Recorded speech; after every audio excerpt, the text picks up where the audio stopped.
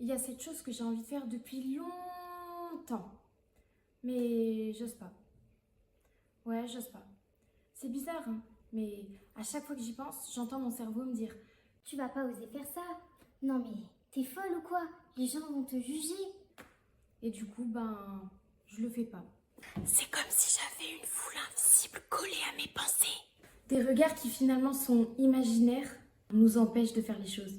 Tu l'as compris, aujourd'hui on va parler du regard des autres.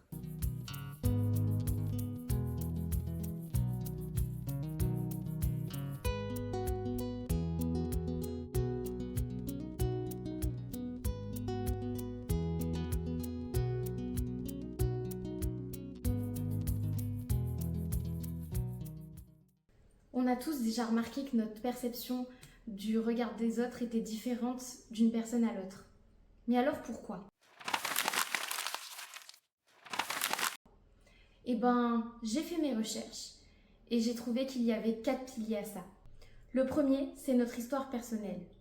Si tu as grandi dans un environnement où on t'écoutait, où tu avais le droit de t'exprimer librement et d'être toi, tu es peut-être plus solide face aux critiques aujourd'hui. Mais si tu as été beaucoup comparé, rabaissé, si tu t'es souvent senti trop ou pas assez, alors ton rapport au regard des autres sera forcément plus difficile. La deuxième, elle était facile à deviner, c'est notre tempérament. Tu le sais, on est tous différents. Certains sont très sensibles, intuitifs, d'autres hypersensibles, et d'autres très attentifs aux signaux des autres. Tandis que d'autres sont plus détachés, plus fonceurs, et c'est ok, hein. Mais selon ta sensibilité, malheureusement, tu vas pas encaisser de la même manière le regard des autres. La troisième, c'est les moments de vie où on est le plus vulnérable.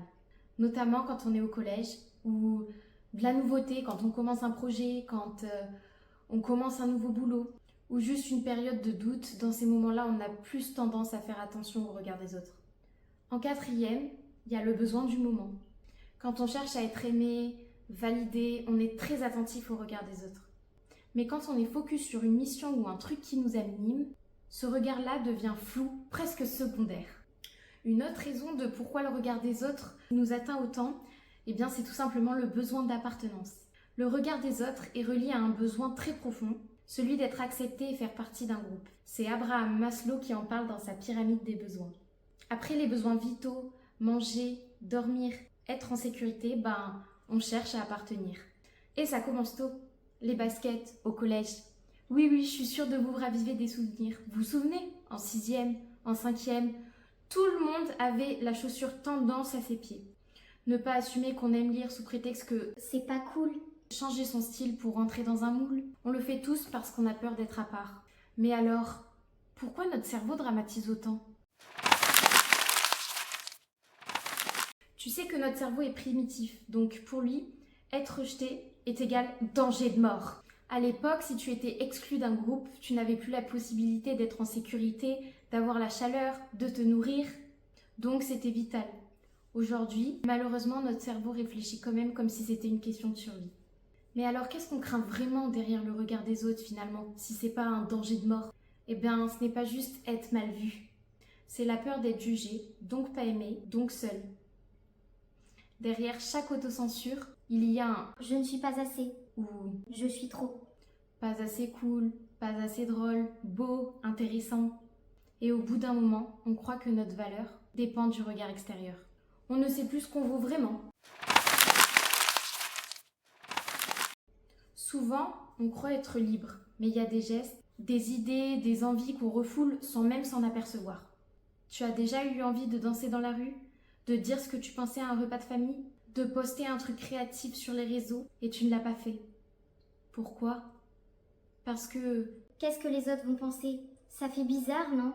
je vais me planter. Et cette peur-là, elle t'empêche t'exprimer, d'explorer et d'oser. De vivre pleinement, ouais, on peut dire ça. Mais tu sais finalement, si tu réfléchis comme ça, c'est même pas les autres qui nous brident. C'est nous qui avons intégré leur jugement. On change notre façon de parler, notre façon de s'habiller. On gomme des parties de nous qu'on pense trop ou pas assez. Et au bout d'un moment, on sait plus vraiment ce qu'on aime nous, profondément. On finit par se conformer. Tu te rappelles d'un moment où tu as changé quelque chose juste pour paraître mieux? Comme mettre un jean au lieu d'un pantalon original qui te plaisait à toi pourtant? On se modèle, on devient des versions acceptables de nous-mêmes. Ce que j'en pense au fond, c'est que toutes ces idéologies de That's Girl, Clean Girl, ne font que rentrer dans cette case-là. Bon, j'avoue, c'est stylé dit comme ça. Mais juste le terme. Ce que je veux dire, choisis d'être la That's Girl que tu veux, t'es pas obligé de boire du matcha. Le pire dans tout ça, c'est qu'à force d'écouter les voix extérieures, on finit par douter de notre propre voix intérieure. On donne plus de valeur à leur avis qu'à notre ressenti. Et parfois, on s'éteint un peu, sans même savoir pourquoi. Mais du coup, comment on fait pour s'en débarrasser ? Effectivement, il ne s'agit pas de devenir imperméable au regard des autres, simplement d'apprendre à ne plus en être prisonnier. Commence par travailler sur ta sécurité interne. Quand tu sais qui tu es, ce que tu veux, ce que tu vaux, les critiques glissent beaucoup plus facilement. Construire une base solide à l'intérieur de soi, c'est comme bâtir une maison sur des fondations. Et là, tu comprends mieux. Ce travail prend du temps et commence souvent par des questions très simples. Qui je suis ? Qu'est-ce que j'aime ? Alors tu prends ton carnet et tu notes, ok ? Tu peux aussi t'entourer des bonnes personnes. On est des êtres sociaux. Mais on n'est pas obligé de s'entourer de ceux qui nous jugent. Cherche des gens qui t'aiment pour qui tu es, pas pour ce que tu représentes. Avec les bonnes personnes, tu te sens libre d'être vulnérable, étrange, joyeux, silencieux, et tout ça à la fois. Autre solution, demande-toi, et si je fais quand même ? C'est pas une question magique, mais elle ouvre une porte. Et si je postais cette vidéo même si j'ai peur ? Et si je mettais cette tenue même si on me regarde de travers ? Parce qu'au fond, c'est pas tant le regard des autres qui fait mal, c'est de s'être trahi soi-même. Je vais te donner un exemple simple. Je faisais les boutiques avec ma maman. Je voulais porter ce simili-cuir. Ma mère m'a toujours dit que les pantalons simili-cuir, ça faisait cheap, c'était pas assez joli. Le ressenti que j'en avais, c'était un sac poubelle. Mais je voulais porter un pantalon simili-cuir, vraiment. Et à chaque fois que j'en voyais un, je le regardais. Maman, t'aimes bien ? Ouais, bof, pas trop. Pas qu'elle voulait choisir à ma place. Mais son avis comptait tellement pour moi que j'ai jamais osé l'acheter. Et finalement, quand je me suis retrouvée à habiter seule, j'ai revu ce pantalon. On m'a encore dit non, pas. Et du coup,